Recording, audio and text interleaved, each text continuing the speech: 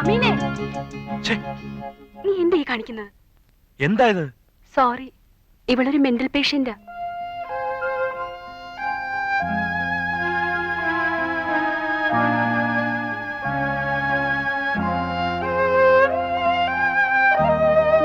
ആരോട് ചോദിച്ചിട്ടാ നിങ്ങൾ ഈ പേഷ്യന്റ് അപ്പുറത്ത് കൊണ്ടുപോയത്? ദൂരെ എങ്ങും പോയില്ല, ആ ലേക്കിന്റെ അടുത്ത് വരെ പോയുള്ളൂ. എന്തെങ്കിലും സംഭവിച്ചാൽ ആര് സമാധാനം പറയും? Sorry sister. വിളിച്ചോണ്ട് പോയതല്ല, പമ്മീലെ കുഞ്ഞ് തടാകത്തിനരിയിലൂടെ വെറുതെ നടക്കുകയായിരുന്നു. എല്ലാരും കൂടി ഞങ്ങൾക്ക് പണി ഉണ്ടാക്കി വെക്കരുത്. ഇങ്ങനെയാണെങ്കിൽ ഞാൻ ഡോക്ടറോട് കംപ്ലൈന്റ് ചെയ്യും.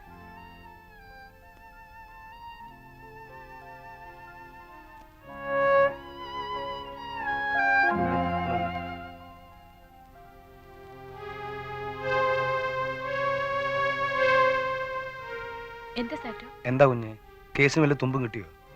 ഇല്ല. കുഞ്ഞ് സ്റ്റേഷനിൽ ചെന്ന് SI ഒന്ന് കാണും. ചോദിക്കാനും പറയാനും ആളില്ലാതെ വന്ന കേസ് തേഞ്ഞു മാഞ്ഞു പോയുള്ളൂ. പമീലയുടെ മനസ്സിൽ ആദ്യമേ തന്നെ ഭയമുണ്ടായിരുന്നു സർ. ആ മാരുതി വാനിനെ കുറിച്ച് അവൾ എന്നോടും പറഞ്ഞിരുന്നതാ. അന്നതത്ര കാര്യമാക്കിയില്ല. പിന്നീട് നടന്ന സംഭവങ്ങൾ വെച്ച് നോക്കുമ്പോൾ രഞ്ജിത്തിന്റെ മർഡറുമായി കണക്റ്റഡ് ആയിട്ടാണ് എല്ലാം നടന്നിരിക്കുന്നത്. പേരൻസുമായി അത്ര നല്ല ബന്ധത്തിലായിരുന്നല്ലോ പമീല, അല്ലേ? അങ്ങനെയൊന്നുമില്ല സർ. പമീല മോഡലിങ്ങിന് പോകുന്നത് അവർക്കത്ര ഇഷ്ടമായിരുന്നില്ല. പിന്നെ പിന്നെ മരിച്ച രഞ്ജിയുമായിട്ടുള്ള അഫയർ, അതിലും അവർക്ക് എതിർപ്പുണ്ടായിരുന്നു സർ. പമീല അല്പം ഫോർവേഡ് ആയിരുന്നു, അല്ലേ? അവൾ ഓവർ സ്മാർട്ടായിരുന്നു. കാഴ്ചയിൽ അങ്ങനെ തോന്നുമെങ്കിലും അവൾ പാവമായിരുന്നു സർ. രഞ്ജിയുടെ മരണത്തോടെ അവൾ ആകെ തളർന്നുപോയി. തുടർന്നുണ്ടായ സംഭവങ്ങൾ അവളുടെ മനസ്സിന്റെ തന്നെ സമനില തെറ്റിച്ചു. ഇപ്പോൾ അവളെ കണ്ടാൽ പഴയ പമീലയാണോ എന്ന് വിശ്വസിക്കാൻ കൂടെ കഴിയുന്നില്ല സർ.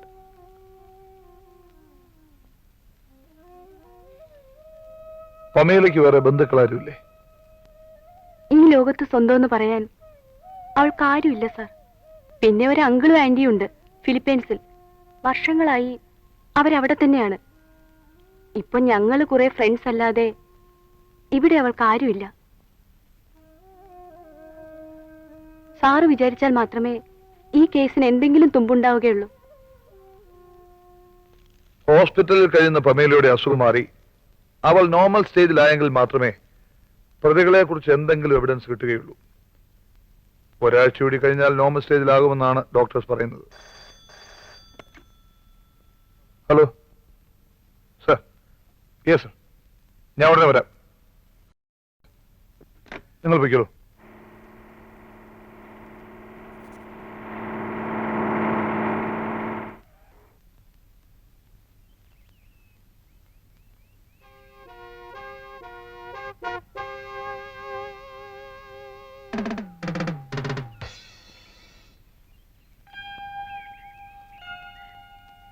Morning.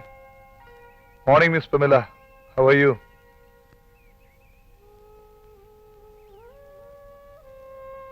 ഞാൻ നിങ്ങളെ കാണാൻ വേണ്ടിയാണ് ഇവിടെ വന്നത്. Look, അന്ന് എന്താണ് സംഭവിച്ചത്? Pamela, come on. Tell me. Inspector, അവരൊരു മെന്റൽ പേഷ്യന്റാണ്. She is under treatment.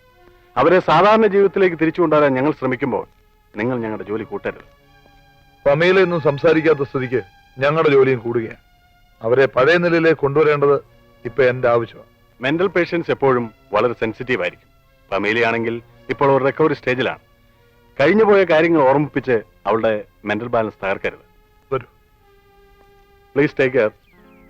Doctor, yes. പമീലയുടെ അസുഖം മാറുക എന്നത് ഇപ്പൊ നിങ്ങളെക്കാൾ കൂടുതൽ ആവശ്യം ഞങ്ങൾക്കാ. Do you understand me? ഇനിയും ഇതുപോലെ വന്ന് ഉപദ്രവിച്ചെന്നിരിക്കും. അവസാനം ഒരു ശല്യമായി മാറും. നെവർ. Thank you. ബൈ.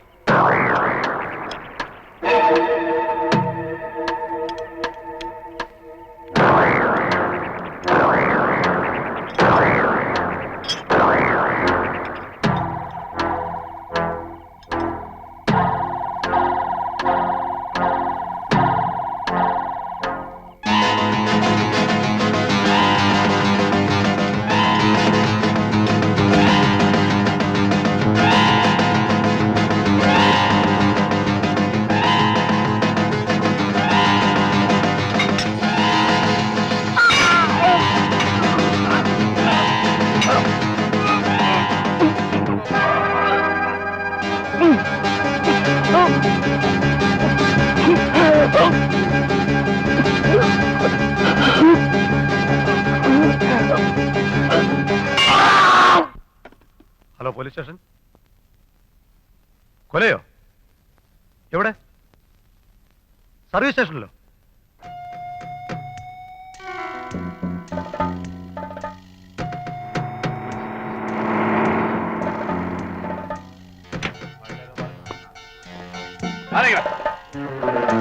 അങ്ങോട്ട് നീങ്ങിക്കടാ.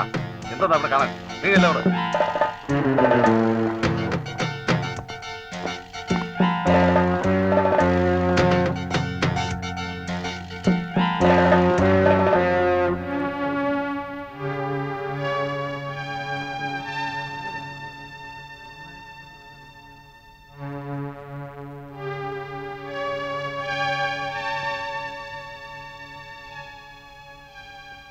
ഈ മരിച്ചു കിടക്കുന്ന ആളിനെ നിങ്ങൾക്കറിയാം? ഞങ്ങൾ സുഹൃത്തുക്കളാ. Victor, Hamza, Rocky.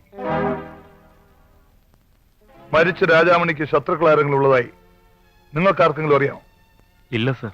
നിങ്ങളും രാജാമണിയും തമ്മിൽ എന്തെങ്കിലും അഭിപ്രായ വ്യത്യാസങ്ങൾ ഉണ്ടായിട്ടുണ്ടോ? അതുമില്ല സർ. വർക്ക്ഷോപ്പിൽ വെച്ചുണ്ടായ ആക്സിഡന്റിലായിരിക്കും രാജാമണി മരിച്ചതെന്ന് നാട്ടുകാർ പറയുന്നുണ്ടല്ലോ. നിങ്ങളെന്ത് പറയുന്നു? ഇത് ആക്സിഡന്റ് അല്ല സർ, കരുതിക്കുട്ടിയുള്ള കൊലപാതകമാണ്. ഹൈഡ്രോളിക് ജാക്കി അത്ര പെട്ടെന്ന് എഞ്ചിലൊന്നും വീഴില്ല സർ. നിനക്കെങ്ങനെ അറിയാം? അത് വളരെ പതുക്കെ താഴേക്ക് വരും.